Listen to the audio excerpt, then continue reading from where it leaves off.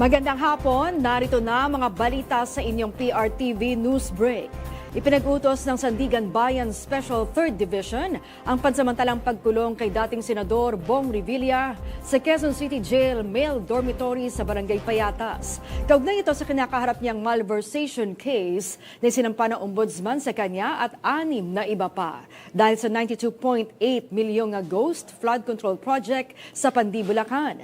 Sinunod ng Sandigan Bayan ang hiling ng PNP na huwag na muna maglagay ng persons deprived of liberty sa PNP Custodial Center sa Kamkrame dahil ito ay para sa mga terorista at nakagawa ng heinous crime.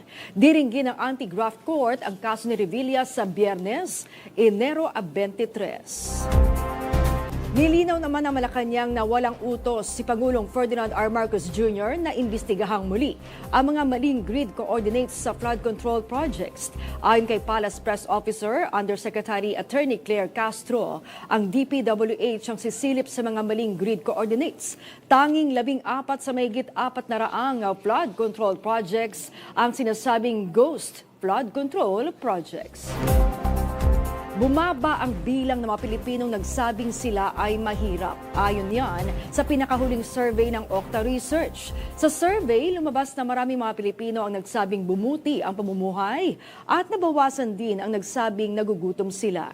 Sa pinakahuling tugon ng Masa Survey, 37% o 9.8 milyong pamilyang Pilipino nagsabing sila ay mahirap noong December 2025. Mas mababa ito ng 17% mula sa September 2025 survey sa 54% o 14.3 milyong pamilya. Pagdating naman sa food poverty, bumaba naman ito ng 19%. Mula sa 49% sa September 2025, bumaba ito ng 30% o 7.9 milyong pamilyang Pinoy na nagsabing nakaranas sila ng pagkagutom. At yan ang mga balitang nakalap ng inyong PRTV News Break. Live kami sa Free-to-Air, Beam Channel 31, Signal Channel 31 at sa YouTube. Tumutok din sa aming social media accounts sa Instagram, Facebook at TikTok sa @PRTV Prime Media. Abangan ang mas komprehensibong balitaan sa Arangkada Balita mamayang alas 5:30 ng hapon. Ako po si Maan Macapagal. Magandang hapon.